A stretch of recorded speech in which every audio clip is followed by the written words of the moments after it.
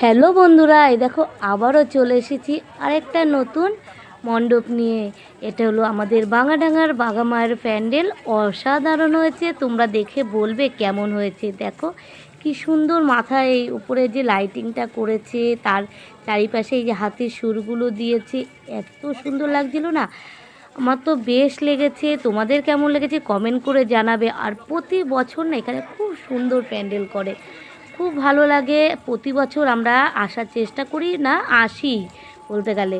আর এটা নানা রকমভাবে থিম করেছে। দেখো এখানে আরেকটা থিম আছে, এখানে নানা রকম মানে সম্পর্ক, সবার নাম ছবি তুলে ধরেছে এখানটায়।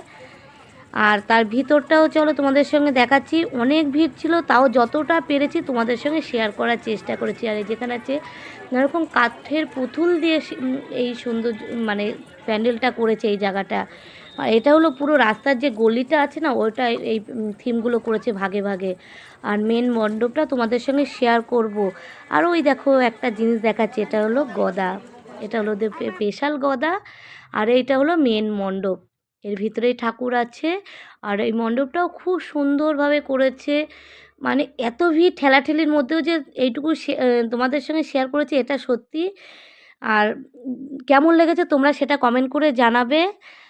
বেশি কিছু আমি তোমাদের সঙ্গে তুলে ধরে পারলাম না, কারণ প্রচণ্ড ভিড় ছিল, খুব ঠেলাঠেলি হচ্ছিল। তাও যতটুকু পেরেছি তোমাদের সঙ্গে শেয়ার করার চেষ্টা করছি। আর এটা একটু ভিতরের দিকে, আর একদম ভিতরে আমি যেতে পারিনি, ওই যে মা আছে কিন্তু আমরা যেতে পারিনি। আমার এই ভিডিওটা যদি ভালো লাগে একটা লাইক শেয়ার কমেন্ট করো।